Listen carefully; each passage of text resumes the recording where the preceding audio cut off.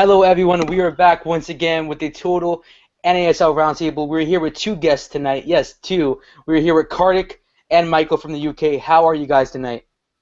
Doing great. Quite tired. Okay, so let's start with Kartik. Michael, I've had the experience of doing shows when I've visited there at 1 and 2 in the morning your time, so I empathize. My sympathies with you. Yeah. It's interesting. Who wants to start out by asking a question Kartik's way? Kartik, I'd like to ask a question, please. All right. So, obviously, there's a lot of controversy right now between the NASL and the USSF, and there's barrier after barrier after barrier being put up. In the event that nothing comes to fruition sometime soon, what other ways do you feel that NASL could market itself, just purely market itself, in order to have a better, I guess, viewership and notoriety, and what are the things that we can do internally, minus having that USSF recognition as a D1? Yeah, that's a great question. I think one of the things that when I was at the league we tried to do is say we were D1 in all our markets. So in Atlanta, for instance, it's the city with the busiest airport in the world. Heathrow's not the busiest airport in the world. People don't realize that. Hartsfield is actually busier. So we said, well, look, we're first division in Atlanta. We're first division in the Tampa Bay area. We're first division in Minnesota, Miami, Fort Lauderdale area. So we matter. And that worked to a certain extent. I mean, the soccer media, to a large extent, in this country didn't pay attention, and then as time moved on, they began to pay attention a little more. I think now that you see so many shared markets, you're going to see Miami's a shared market. There's an MLS team in Orlando, which is very close to Tampa and St. Pete. There's obviously New York is a shared market. Atlanta will be a shared market. Very, very possible that Chicago and LA are shared markets in the future. It gets more challenging, right? I guess at that point you have to ask about whether the NASL can do it without that D1 designation in each market. I think one of the things that's cool about the NASL's marketing strategy currently is to talk about this being our game and being the world's game. MLS played a little bit of that a couple of years ago with the football soccer theme.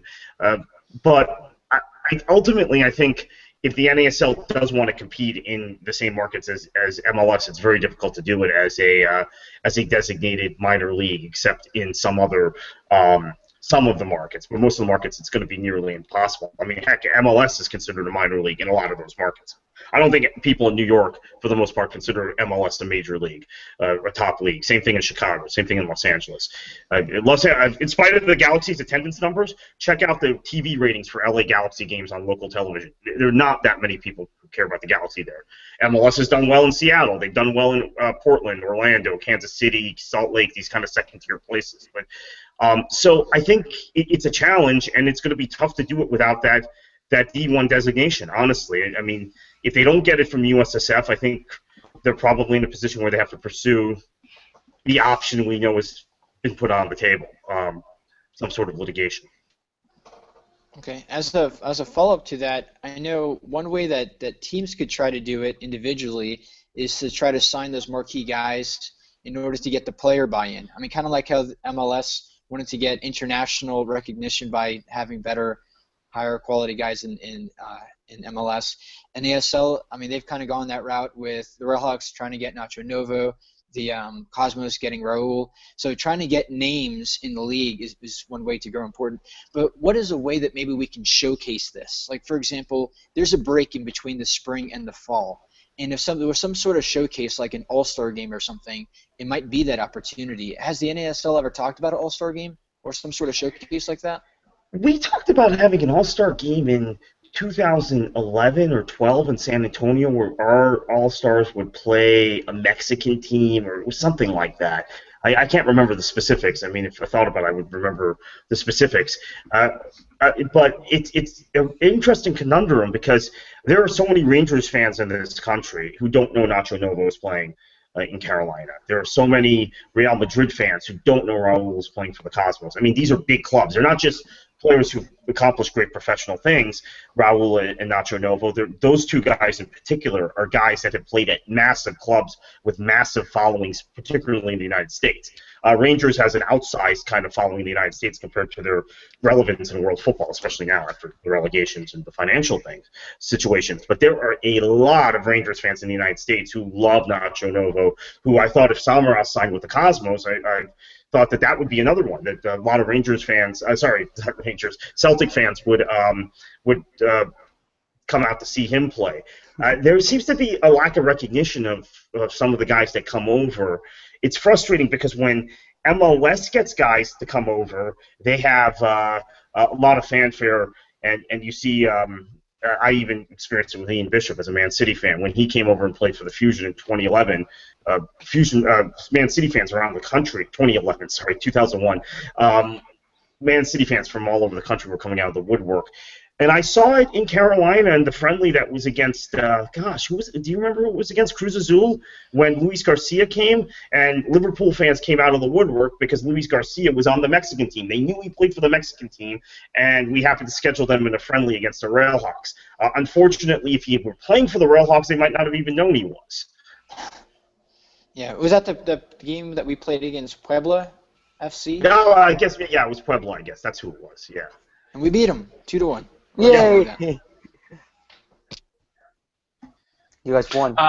Yeah, Kartik, I have a question for you. I'm Theo. I cover the Ottawa Fury. So a lot of hinting and rumors and whispers on Twitter, especially, about the FIFA investigation and NASL and the traffic link. To you, what's the doomsday scenario that would happen with that investigation? The doomsday scenario, I don't think there's any link to NASL. I think the doomsday scenario for U.S. soccer, and which I'll get into with Ted on the Divers and Cheats podcast, for U.S. soccer in sum is pretty clear, especially considering now we're having haggling over the Copa America Centenario, presumably because U.S. soccer is probably trying to push some into market the tournament. The issue with traffic, though, the doomsday scenario, nothing from the FIFA investigation, I think, is going to yield anything more that hurts NASL. But the issue of whether traffic has to cash out in order to pay back all these fines and to keep the business afloat, if they just seek to keep their business afloat in the United States, which I'm not quite sure how they can at this point. But let's say they seek to keep the Miami office open. I think the doomsday scenario is that they kind of cash out of NASL the money owed to them, which Brian Korstad reported was about $4.5 million, although they've gotten some of that back in expansion fees. But that seed investment, they asked the NASL to fork over whatever is remaining on that, in addition to shutting down the Railhawks if there's no buyer. That's really the doomsday scenario. That could be very, very damaging, no question about it. But I think that's more of a traffic. Internal traffic matter and internal NASL matter. I think as far as the FIFA investigation is concerned, NASL, I don't want to say NASL's in the clear because obviously traffic is right at the center of this investigation, and the links between traffic and NASL are undeniable. But there is certainly more that could come out about MLS and U.S. soccer that's damaging to them than about NASL at this point. I think the big bang on the first day of the investigation about traffic is what really hurt the NASL, and it can't get any worse than that from a public relations standpoint. I mean, it's not going to get any worse than that. Do you think any expansion prospects were scared away by the allegations, especially here in Canada? Yes, I think absolutely. So traffic has repped the CSA for a number of years, as you probably know. Yeah. And the CSA was really surprising when they supported Prince Ali. I mean, they had been very close with Blatter. Traffic had been part of that relationship for the last however long. There had been some major blowback against the MLS, or MLS, I should say. I've got to get out of the habit of calling it MLS. But MLS, there had been some major blowback against them in Canada, especially in the CSA circles and in a lot of supporter circles. So the opportunity was there. Commissioner Pearson spoke openly about adding teams in Canada, maybe adding a Canadian division. Traffic, I know, was working on that. And it was logical because they are the marketing firm retained by the CSA, or were. I don't know if they've been fired yet or what's happened, but I'm sure they Mystery. won't Yeah. I'm sure they won't have that contract anymore, right? I think that's pretty much said and done. I think when that scandal broke, that was that, and then the CSA soon after started talking openly about its own league, which we know very privately they've talked about for a while. And I had written a piece in Steve Sandor's Plastic Pitch before the NASL season saying, hey, I'd hate to see Edmonton and Ottawa leave the NASL, but I think ultimately Canada does need its own league that protects its own interests, because the NASL is always going to be more driven by American interests, just for logical reasons. Absolutely. But I think you're right on. I think that's process sped up because Traffic got indicted in this whole thing. Aaron Davidson got indicted, and then prospective Canadian expansion owners, including Bob Young in Hamilton, who owns the Ticats, including some folks who were talking to the NASL in Calgary, said, whoa, we can't get involved in this. And then the CSA said, okay, let's start fast-tracking our Canadian League possibility. Although the thing I hear, and I don't know, these are just chatters, and it's the first time I'm talking about this publicly, so maybe we'll make some news, is that Ottawa is much more interested in the Canadian League concept than Edmonton. So, that's for sure. Yeah. Yeah. I think that's geography too, right? Because the teams would mostly be in Ontario and Quebec, so it's logical Ottawa would want to be in that league. I'm not sure about that, because I think I don't want to derail the discussion into a Canadian League discussion, but the major markets would be the ones from the CFL, and the CFL has markets across the country, so I don't think they'd be concentrated in Ontario and Quebec. The NASL issue with Edmonton is that they've put so much money investing into the NASL idea that they are reluctant to be cut adrift from all that investment. And Ottawa, they've been very careful about what they've said about that. And I believe there was a podcast today with Dwayne Rollins and the Fury president, John Pugh, which I haven't listened to yet, but I think there's some tidbits about that in there, so I'm eager to go listen to that as well. Yeah, I've got to listen to that. And Dwayne has been big on that idea. Dwayne was big on Canadian teams going into NASL initially. He and Ben Rycroft. I remember my first couple months on the job with NASL before we were actually a functioning league. When we were just an idea, I was talking to Dwayne and Ben, because they were already, being from Toronto, they both kind of had seen the blowback of MLS. But yeah, I don't want to derail the discussion to a Canadian discussion further, but I'll just say that on the Edmonton issue, they have put the second most money in NASL behind Traffic, their owners, the Traffic Group. So that's I don't have that hard number, but that's kind of the buzz that everyone says. They put a lot of money into the league, into the staffing of the league, etc. So, which Ottawa, of course, has not. So it's much easier for Ottawa to extricate themselves, I suppose. Yeah. Thanks, Kartik. Thanks. John? Yeah, Kartik, talking about the Redhawks, there's some reports out there saying that there could be a potential buyer out there. Did you hear any news on that? Yeah, it seems to be progressing. There's some hope that they'll have a buyer there's some hope they'll have a buyer by the next NASL Board of Governors meeting, which comes up at the end of this month. I think that's very unlikely that they can close the deal before that, but that they get sold before, let's say, the Soccer Bowl, which is going to be November 14th, I think this year, 14th or 15th, depending on the venue. Of course, if it's in Edmonton, it has to be the 15th. I don't think it'll be in Edmonton, but the venue is going to be MCU Park in Coney Island. Yeah, or it could be the NSC, right? I mean, it'll either be New York or Minnesota in all likelihood. Either be Hofstra or NSC. I think by then you'll have an announcement, right? That there's an owner, and it'll be local owners. And the Railhawks have done a phenomenal job. I can't speak enough about how strong a market that's been for USL before, now for NASL, as far as attendance is not the whole story. I know fans were trained to just look at attendance and say, oh my gosh, this team's struggling, or this team is doing great. But Carolina has done really well with sponsorship sales and kind of local connections to youth clubs, those sorts of things. Their sponsorship dollars have dried up more the last 2 seasons. That's really the fault of Traffic. while all this other stuff has been going on. And it's a potential. I don't want to say it's a potential gold mine, but if they got local ownership, I think it's a solid franchise.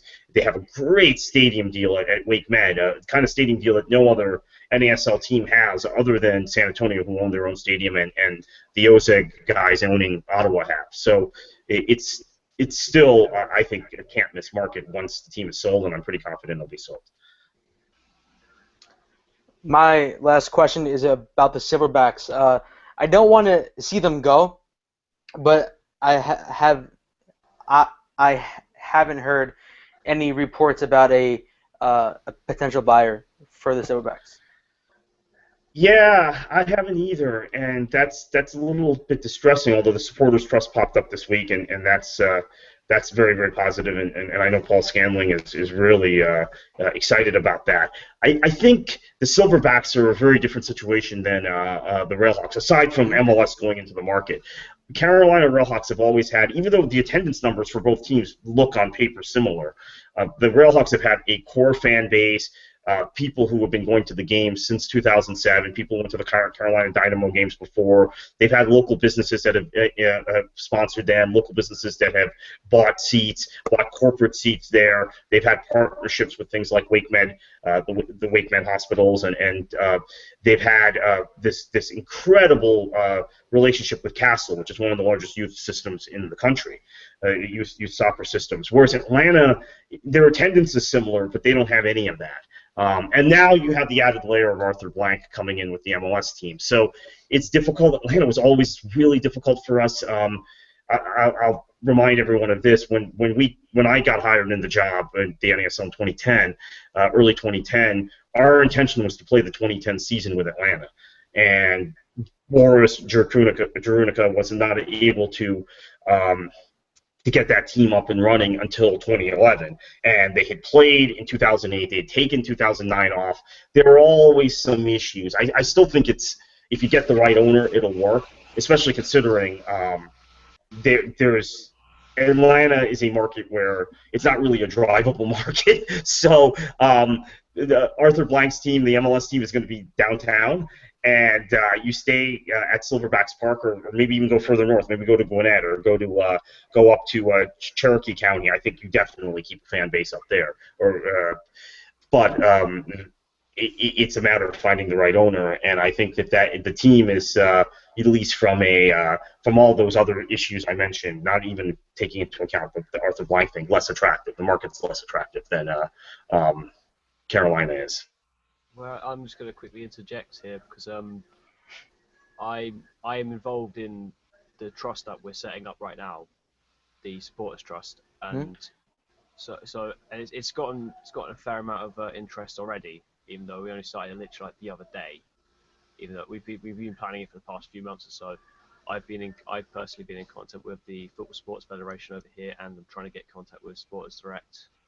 I've been in contact with them even. I haven't got a meeting yet because of problems with times not being the same. But like what we've seen is that if NASL wants to push for a Division 1 status, they need key markets. Yeah. And Atlanta is pretty much a key market. It's large, and it definitely has enough space for more than one football or soccer team even. So, so you've got the what is it, Atlanta United or whatever god awful name they're calling it, moving into a purpose built American football stadium in downtown. But what the Silverbacks are planning to keep the club as a grassroots organisation and an actual a team that you have that the supporters go to, and they can feel like a collection of family rather than sitting like a massive stadium that doesn't seem to fit. The reason why we haven't called the trust is called something like the NASL Atlanta Trust, not the Silverbacks Trust, is because of Boris Jagunica. Yeah, owns the name still. Yeah, or it's registered name. Aeon I Stadium. didn't want to get into that issue, but it's that's another issue with playing at Silverbacks Park. That's why I right away said go to Gwinnett or go to Cobb or wherever. Yeah, we have been looking at stadiums to go somewhere else if we do manage to get a portion of ownership in the team, and then also what we're looking at is we're planning to get, well, we have to actually because of USSF regulations or whatever, is we're planning to get like an amount of the ownership and then also have a majority owner come alongside us, or we have like 51% and someone else comes alongside as well. But what we would do is then go to another stadium and then hopefully like move, and and I think we were looking at the Calb Stadium or what it's called now, which is where Silverbacks used to be. The other option would be the place where the Atlanta Beat played, although that's really far out of town in Kennesaw. One quick point I'll just interject here is that Supporters Direct, I had some contact with them a few years ago when I was talking about it, an NPSL team potentially being supporter-owned, completely supporter-owned, using kind of the Ebbs Fleet model or that sort of model, and had exchanged some. Had some contact with the Pompey Supporters Trust, which now owns the team, owns Portsmouth. So I think they'll once you finally sit down with them, I think they'll be all over this, because that was a concept of an amateur team. This is an existing professional team in a major market, so it would be actually probably the largest market that I can think of, at least in the Western world, with a big supporter, 35% owned or whatever supporters. Own team, run team. That would be really cool for them. Because like, I'm personally back home in England. I'm an AFC Wimbledon supporter. So that's another really that's another cool concept, right? And it's an interesting thing, because even in the United States now, when you talk to other supporters, there's so much hostility towards MK Dons. Every time they push for promotion from League One, there's been this outward hostility, and I include myself in that, just because of that whole thing. And now they're in the Championship, so hopefully they don't get promoted to the Premier League. Want to get relegated so bad. They get completely beaten up in the Championship, but it doesn't look like it's happening, which is a shame. So yeah, I thought they would too. I beat a Stadium MK, and it's probably the worst stadium I've ever been in. It's just so grey and dry, it's awful. But that's like another completely different topic that I shout at people on a regular basis.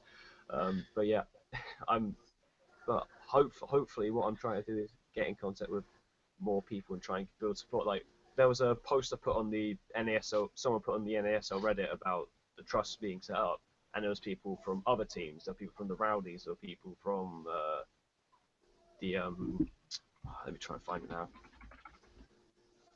The Cosmos, yeah. Cosmos, yeah. People from other teams like really saying, yeah, we'll buy a share in it, and like not even. And put me down for it too. I meant to tell Paul Scandling that. I'm going to tell you that very publicly on air here.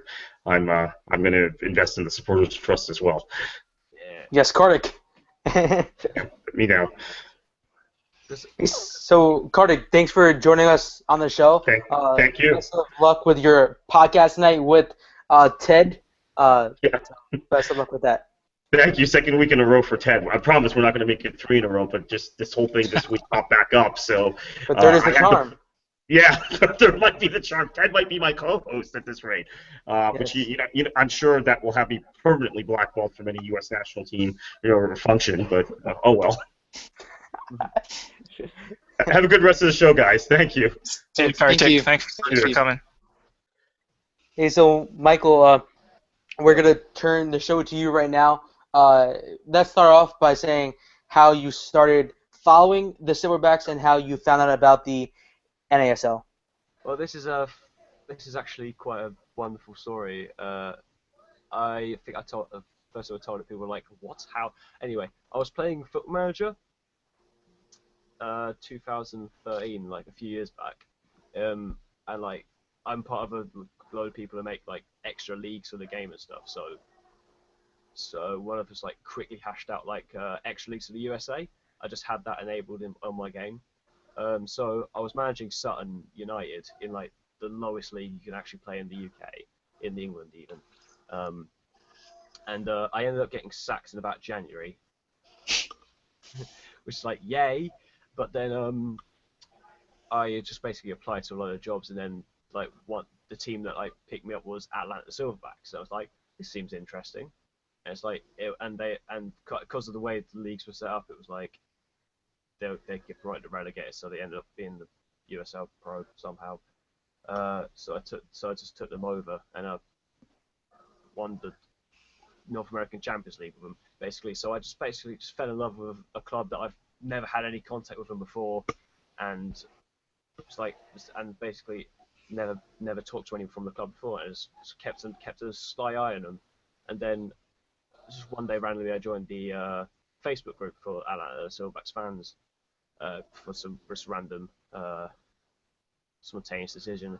And then about a month after that, I set up the Silverbacks UK Twitter account, and then actually got it as a sports association associated with the Football Sports Federation, and that's where I am now, playing video games.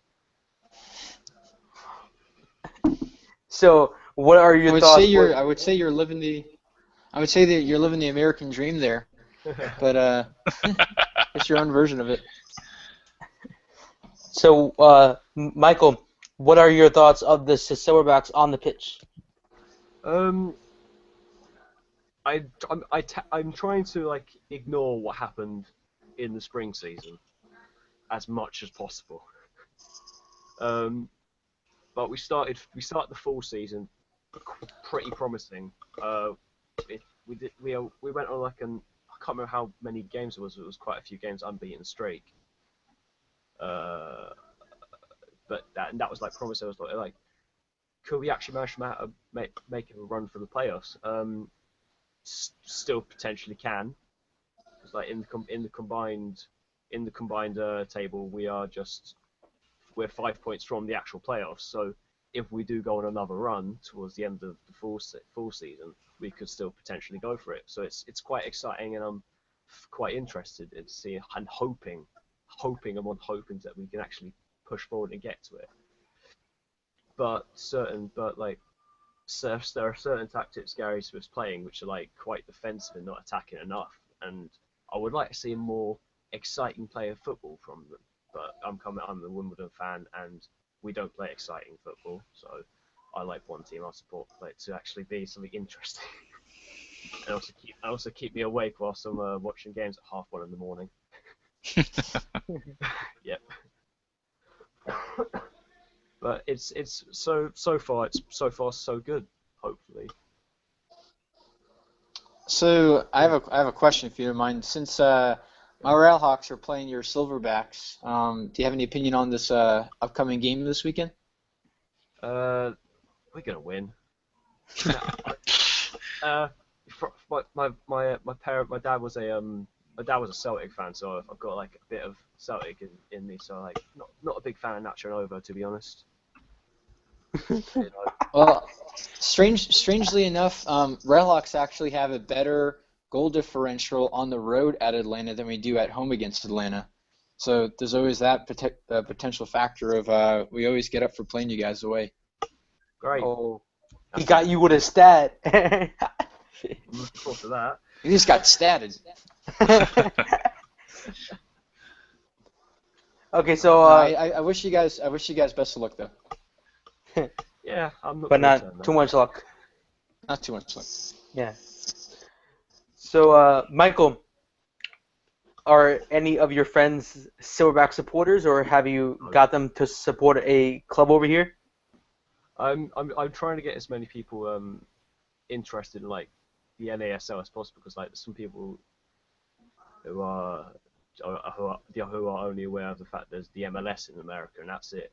So I see people on Twitter from the UK just saying how the MLS sucks, and just saying like, why is this on Sky? Like, just exactly. Getting upset about the whole thing. The quality of football isn't too good in the MLS, and I'm not going to say about how it's like not as good as the in the NASL either. But that's the people watching on Sky used to watching the Premier League week in, week out, and so it's just a completely different caliber. But people over here don't understand how the whole draft system works and how the contracts work in the MLS. And to be honest, neither do I. It's that confusing. And I've looked We don't either. They make up rules every day. Theo, he knows about it. He follows the Impact, right? Yeah, yeah. It's like it's a system not built for football or soccer even, because that would it just doesn't sit right, because the way it's worked in Europe and most countries around the world is that you have your teams, they get promoted and relegated through leagues, and then they have a youth system as well. But in the States, it seems that most people come through colleges and from playing sports through college rather than playing in an academy. That's what I'm seeing from the outside in. Is that actually right or not? The academy concept is definitely building up, not only at the MLS but also the NASL level. It's a newer thing, but it is something that is definitely being built up more and more. Like, for example, the Railhawks have a youth academy. A few other NASL teams do too. Probably one of the stronger ones.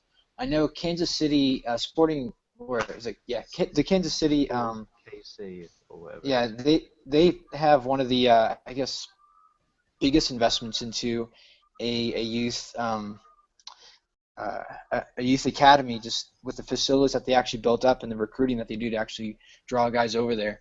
But outside of college, there's also plenty of people looking at going into that right out of high school. But the youth academy is obviously going to be targeting your middle school and high school age students too. So it's a newer concept, novel-ish in this area, but one that hopefully helps grow the actual homegrown talent. Okay. Yeah, because like a player going from a youth system to the club's first team is like the dream. It's like a dream of anyone. It's like always something exciting to watch from a fan, as a fan as well. Like someone you're seeing like brother just like getting ready in the bottom of the youth as well. It's the top. That's one of the things that are confusing about the US as well. And then there's also generally like I look at news reports coming out of America, and then they talk about the NASL, but then they say MLS instead. So it seems to be like whenever anyone talks about the soccer over there, it's like you always have to say MLS in it as well. It's like, does everyone notice that here? Please tell me you noticed that. Yeah, I mean, it's widely, not too many people know about the NASL unless you're in an actual NASL market. And even then, shoot, I was at a restaurant in Cary, North Carolina, and Cary, North Carolina is actually where the Railhawks actually have their stadium, probably maybe 5 minutes away. And I was at a restaurant, and I was wearing my Railhawks jersey, and I asked for them to turn on the Railhawks game against Minnesota that they had last weekend, and their response was, "Who are the Railhawks?" I was like, "Oh my God, are you kidding me? This restaurant's like 5 minutes away, and it's like a brewery restaurant. Like, you have sports on every single TV, and you don't know about a home team. So it happens. It shouldn't happen, Jason. It shouldn't happen. No, it's not acceptable. I was pretty aggravated, but it's the current reality. Did they put the match on? Unfortunately, their cable package didn't have the WRAL2. Had they had the actual basic cable, they would have, but they had I think like DirecTV or something, and it didn't carry. DirecTV doesn't carry the channel. They probably just didn't want to listen to Dean Linky. Yeah. I ended up watching it on my phone the whole time. Well, at least you got that. That's crazy. It really is crazy. Okay, so Michael, thanks for coming on tonight's show. I wish you best of luck with your supporters trust that you started for the Silverbacks, and personally, I would like to commit to becoming a member as well. So thanks for coming on, and hopefully we can have you on soon. Yep, cool. Okay, so moving on with the show, let's start talking about let's talk about the Redhawks. I mean, no, the Fury. Uh, Dio, what are your thoughts on these nil-nil result against the Strikers? The 0-0 result, man, that seems so long ago, considering what happened this week. The 0-0 result with the Strikers was a decent result. Everybody would have preferred here that they get the win, the 3 points, but it's not like there weren't opportunities to get goals. It wasn't a dull 0-0 draw. People keep harping in NASL on how we keep getting 0-0 draws. Aw. We do, but it's because we're good. I don't know. No, I'm just kidding. I'm not that much of a homer. So, yeah, 0-0 draw. It's a home-and-home series for Ottawa, and it's absolutely crucial.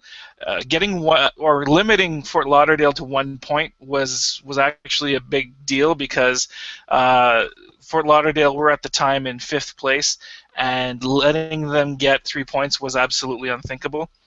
And so they limited them to a point, which was great. I think the goal is to go to Fort Lauderdale and also limit them to at least like a point, if not get the 3 points. But Fort Lauderdale, I was quite impressed. They've got a lot of talent. They move the ball well. They were finding a lot of green space in Ottawa. They had the defense on their toes, and if not, well, I hate saying if not because Romuald Pizer, our keeper, is part of the team. It's an expression that drives me nuts when people say, well, if not for the keeper. Well, yeah, the keeper is part of the team. So he made some incredible saves to preserve the clean sheet, and it was a good game. I'm quite happy with the 0-0 draw. Most people around here were entertained at the stadium, and yeah, we're looking forward to Saturday.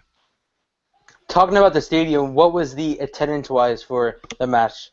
6,387, which it's a streak of 4 matches with an attendance over 6,000, and it was raining. The walk-up crowd was killed. There was no walk-up crowd because it rained for like 2 hours before the game. So I know that by midweek they had sold over 5,000 tickets, and so had we not had rain that day, man, we could have had a nice 5 or 6 or maybe 1,000 walk-up crowd, which didn't materialize. And I was talking to the ticket guy, Michael Weiss, before the match, and he was like, "Yeah, our walk-up ticket crowd is large. They sell a lot of tickets on game day." So it was disappointing for them and everybody in the stadium. But having said that, they sold 6,000 tickets, and most of those people showed up. It looked like a pretty full crowd, despite the rain. And they saw a good game, so I bet you a lot of them will be back. So talking about things off the pitch in Ottawa, Mark Dos Santos announced that he will leave at the end of the fall season, and he will join Sporting Kansas City as an assistant. So can you provide further details to that one and your opinion as well? Because that's what we'd love to hear. Speculation is that he's going to Sporting KC. Nothing's been confirmed. That news came out of Montreal by a radio DJ a sports radio DJ, who is close to the Impact, and Dos Santos has ties to the Impact. So it's likely that he has some strong sources on that, but it's nothing confirmed. And Dos Santos actually said that he's not going to address that at all during the season.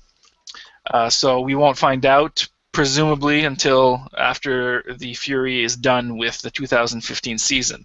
Now, the matter at hand is that we've lost our architect, and that is not sitting well with the fan base. The initial reaction was anger on Twitter. It was quite stark. You saw, because people were expecting, they did not expect the team to announce that he was going to leave in the middle of a playoff run. When it was announced the night before that there'd be a press conference with Mark Dos Santos and President John Pugh the next day, most of the speculation was, oh, well, it must be a contract extension because how could they announce that he's leaving at this time in the season? And so a lot of people were upset when it was announced that, sure enough, he was leaving, and people here love him. I wrote in my piece for Total NASL that I've rarely seen a coach be universally loved in a market.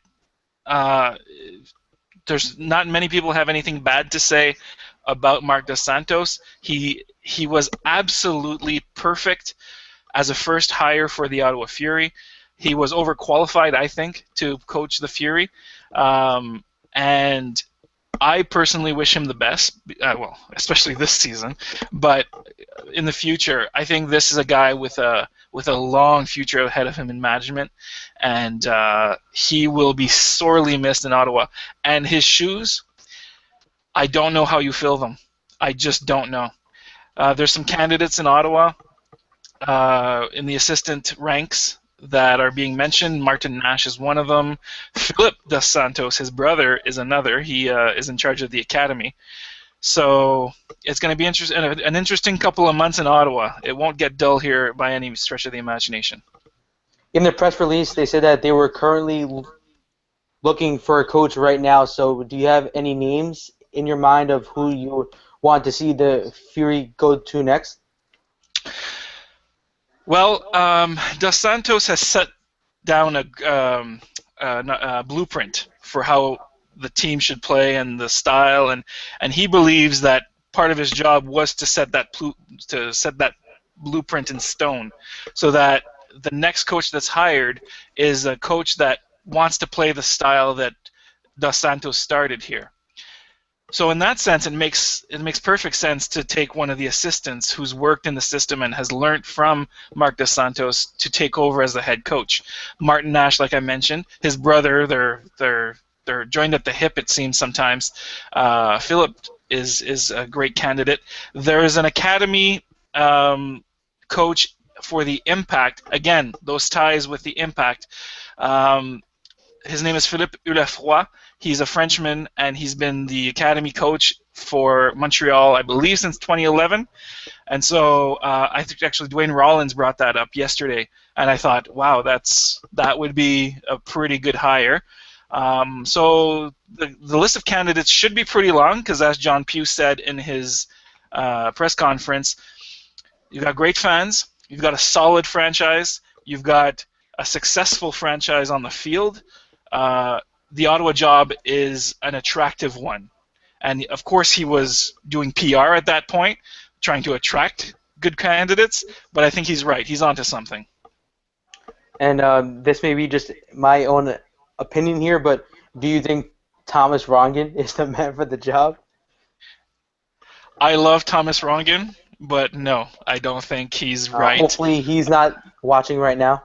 Sorry, Thomas. No, I'm sure that look, if he's watching, that's fine, because I wouldn't mind having him as a coach here. I don't think it's a perfect fit though. I just don't think that it would meld together properly. But hey, I'm no expert. I am no expert in this matter.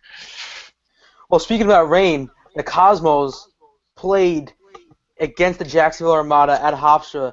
It was pouring really hard, and they actually had supporters staying there, so that was really great watching the match during these harsh conditions. But the Cosmos came out on top 1-0, Raul with a great strike, and the best part about the night was his goal celebration, which was the best. So the Cosmos move on and beat the Armada 1-0, put 3 points right into the table, and the Cosmos are just playing their best football that they could this season. So moving on to the Carolina Redhawks, they lost to the Loons. Jason, thoughts and opinions? They did. The dark clouds rained on our playoff push a little bit. But before I get into that, though, I do have a question for Theo regarding the match coming up. Are there any? Do you think there's any sort of strategic plan that Ottawa can put together to handle Fort Lauderdale's offensive spark that they've had the past couple of games? At home, at home, the past 3 home matches, they've outscored their opponents, 11-2, and I know a lot of that came against Indy.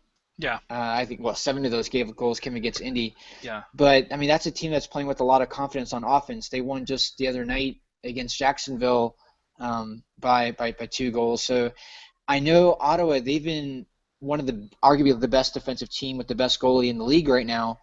He has the best goals against average of under 1. I think there's only 2 goalies total that's under 1. But they're going to need more than just a really good goalie to keep Fort Lauderdale out of the net. What's the defensive plan? Well, hopefully it'll be better than Saturday. There was, like I said, a lot of empty spaces or pockets of space that were available for Fort Lauderdale to play in on Saturday, and they're going to want to address that. One of the things that they were trying to do, I think, and I'm no tactics magician, but let me attempt something here. Mauro Eustachiou, who has been filling in for Julian de Guzman at defensive midfield for most of the season, well, at the times that Julian has been away for Canada and injured, and has done a really good job at defensive midfield, he was playing a little bit further up the field on Saturday, and I think that allowed the gaps between the front lines and the midfield lines, and also the midfield lines and the back line, that Fort Lauderdale exploited. Thankfully for the Fury, not with any consequence, because it ended up in a 0-0 draw. But also to address what you said about Fort Lauderdale's prowess offensively, and I agree, they are good. But with all apologies to Michael Carney, they've beaten up on bad teams. I mean, Stefano Pino leads the league in goals scored, but 7 of those goals, or 8 of those goals, come against Indy 11. So Indy 11 does not have the back 4 of the Ottawa Fury. So in a way, I'm not too worried. This is a team that will have identified the weaknesses that were spotted by Fort Lauderdale, and they're going to plug those up. Yeah, it'll be a defensive battle like normal whenever you guys play. Onto the match that the Railhawks had against Minnesota. We actually started off promising, and Footy Danzo, who is now back from his hiatus with the Gambia national team, scored in the 4th minute, which was pretty exciting because, I mean, guessing how this game would probably go, I had no idea that Railhawks would be an early dominator. We actually carried that 1-0 lead going into the halftime, and that was also really impressive since Minnesota, they were on a 5-game unbeaten streak going into our match, and they had at least 50% possession in all 5 of those matches. And we actually had a game where we were hanging right there with them. I think at halftime it was exactly 50-50 in possession. In Railhawks, we are, I think, over the last fall season, I don't think we had maybe but 1 game that we actually had majority possession. So I was really impressed that we were playing that well on the road. And classic Railhawks all season, for some reason, they make us play the second half of a soccer game, which, man, if we could only play the first half of a soccer game, we'd be one of the top teams in the league. But because they made us play the second half, and this is actually the third road game in a row that we had a lead going into halftime. So again, why do we have to play the second half? Well, anyways, we actually did score again, but that next goal was against ourselves. So, dag nabbit, now we're tied. You guys within a 10-minute within a 10-minute span, our heads were rattled by allowing that 70th minute own goal, and they poured on 2 more to beat us 3-1. I think the biggest turning point in the game, though, was right before the own goal. Our playmaker T. Shiplani had possession inside the Minnesota goal box and was trying to put on a move on. He was like 2 versus 1 against Minnesota defenders, and he goes to make a move and completely takes his legs out. The defender takes Shiplani's legs out from under him. You go back, look over the replay over and over. It's literally all leg, and the ball just like rolls off to the side. And it was in the goal box. Not only was there no PK, but there wasn't even a penalty or foul called whatsoever. And that clearly should have been a PK. When you literally take someone's legs out from under him when he's making a move. I mean, shoot, if it was the match that we had against the Cosmos, they probably would have given Shiplani 2 PKs for that one foul that he had committed on him. but not to open up old wounds Right, he that would we have had against missed. the Cosmos there. No, he would not have missed any of them. But Okay, anyways, boys. Okay, uh, okay. be, be, because of the no call there, the team itself looked rattled that we got jobbed. I know the reffing hasn't been the greatest this season. For the Railhawks. Specifically, yeah, for the Railhawks. Anyways, but that's a whole other hour show that we could make about reffing. But we were so taken out of our game after that foul. I think it was Austin Deleuze got a quick yellow card right after that for fouling a Minnesota guy pretty hard, just out of frustration that we had that no call a few minutes earlier. But that's when it all unrattled. I mean, the last 30 minutes, it was just a mess. Despite making some attempts to try to claw back, we just game after game, it's just a late game collapse every single time. So it's frustrating. Fortunately, we do play the Silverbacks, a team that we have a good record against traditionally. It's the one team that we've actually beaten in the last 7-8 games. Out of the last, I think 6 out of the last 7 Railhawks games, we've allowed 3 goals. 6 out of the last 7, we've allowed 3, which is horrendous. Yeah. We're I think the only team that has allowed, maybe Jacksonville as well, that has allowed at least 2 goals a game in the fall. So it's getting pretty ugly. One last stat I want to throw at you is the fact that our goalie, Akira Fitzgerald, not only does he lead the league in saves, unfortunately he also leads the league in goals allowed. So we're not doing him any favors. Right. With That their means defense. that he's getting pummeled every game. A lot of work. Yeah. He's getting a lot of work. But that's Railhawks land and Yeah. what's going on here. Do you feel confident facing Paul's boys? Well, we beat them last time, and they beat us. They beat us in the spring. We beat them in the fall. Again, I mentioned it earlier, but we actually have a better goal differential line on the road against them than we do at home, for whatever reason that is. But I think it's embraced as a local rivalry between Atlanta and Railhawks. So I think the players go into it with that extra push. Overall, I think the team has been playing well. I wouldn't be surprised if we have another lead at halftime on the road. But if I have to make a bottom line prediction, even though this helps neither team whatsoever on the table, I think it'd probably end up in a draw, whether it's 1-1 or 2-2. So, turning towards Theo, we talked about this home and away series with the Strikers. So, what are your thoughts going into this matchup? Well, it's a big week for Ottawa Fury. They have this game on Saturday. They then go to meet you guys, John, in Long Island for the game against the Cosmos on Tuesday. Tuesday games now, for some reason. Very strange. And One World Sports doesn't show the match on a Tuesday night. They're not showing anything else. Oh, you can always catch the Ottawa Fury YouTube stream. Don't worry about it. And and then we move on from there, and we go to see Jason in Carolina and take on the Railhawks. This is the make or break road trip of the season for the Fury. If they do well here, they are almost guaranteed of making the playoffs. If they fumble, it gets really tight. So what is Theo, your are you making the trip to either away game? No, unfortunately. I really do wish that I could, but unfortunately that's not in the cards right now. Theo, did you make the away trip with the Ottawa supporters when they faced the Cosmos in Brooklyn? I did not. I was at first supposed to. Something came up which eventually didn't come through, but anyways, that's a long-winded way to say no, I wasn't there at, what was it, Coney Island? Yeah, I remember I was there, and I saw on Twitter that Ottawa supporters were supposed to be there, but That's right. I've never saw them there. I don't know, maybe they were there. Coney Monday Riot made the trip. They're one of the supporters groups here in Ottawa. And they were behind one of the goals in the corner. That's where the Cosmos administration. Yeah, we were in the bleachers, but you guys were on the opposite side. Yeah. In the better seats.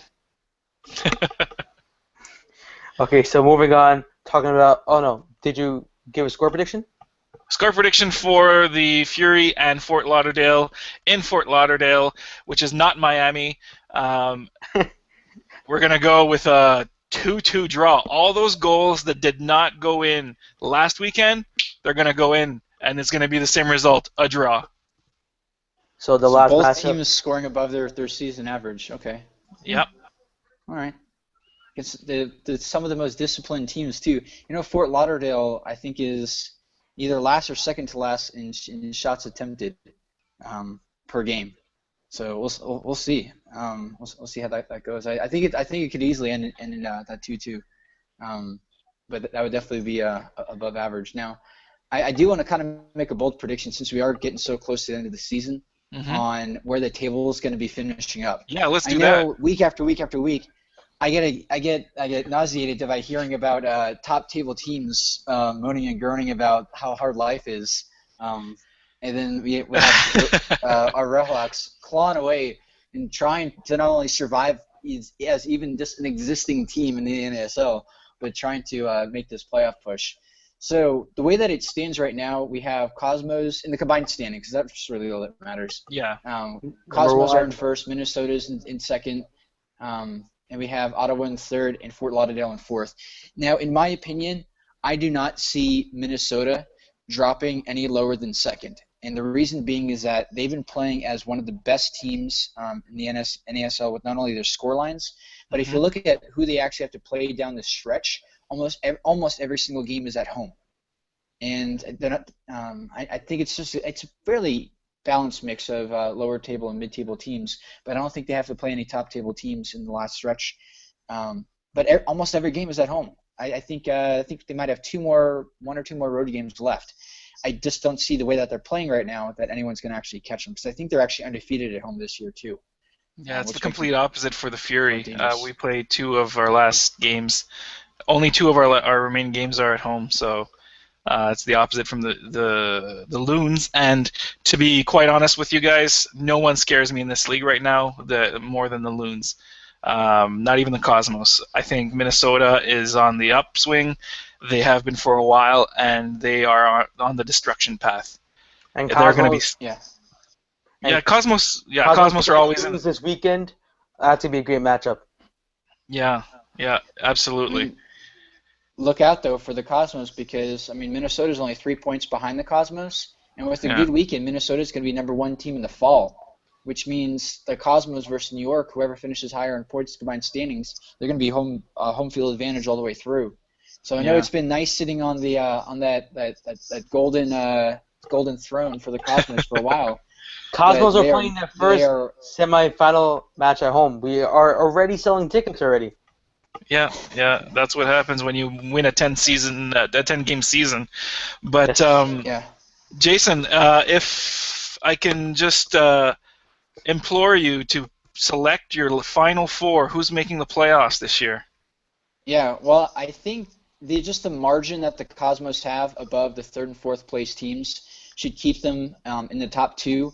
But based off of the trend lines, I feel like Minnesota has a good chance in sneaking into the #1 spot. If you want to talk about black helicopters and conspiracy, there potentially might be some background favoritism towards both the Cosmos and Minnesota, between Cosmos being the #1 team in the league and Minnesota being that team that's going to be moving up to MLS. So potentially, some backdoor marketing or backdoor deals to try to get more publicity.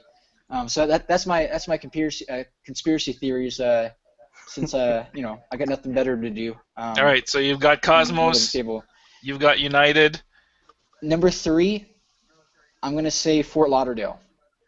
I'm going to say Fort Lauderdale storms up the table and overtakes Ottawa, and Ottawa finishes 4th. The reason being is because Fort Lauderdale, in a similar situation to Minnesota, extremely strong at home, and the back end of their schedule, I think they only have 1 or 2 more games on the road to close out the season. So unfortunately, it's the same 4 that we have right now. And I know there's a lot of teams within shooting distance of that 4th spot, but the way that Fort Lauderdale plays is literally the most disciplined team in the league. with committing the least amount of fouls per game, they're not going to hurt themselves.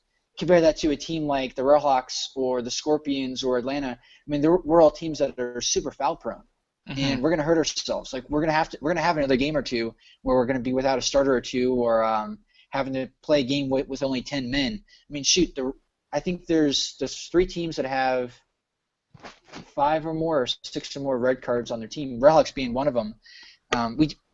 Playing half your games in a season, or at least in the fall, playing half your fall games where you either have 10 men or you're without one of your starters because of a suspension, you're not doing yourself any favors, which, again, it builds the argument for Ottawa and Fort Lauderdale as finishing that 4th and 3rd place teams, because they are some of the more disciplined ones. Okay. I'm going to go with Minnesota winning the combined table, followed by New York, then Ottawa, and no one's talking about them, and no, it's not just Canadian favoritism, but I think FC Edmonton's going to sneak into that 4th spot. No! They have quietly been moving up that table. No one's paying attention, and look at them. Yeah. They're in 6th place right now, 3 points behind 4th place in the combined table. Yeah. They're coming, right?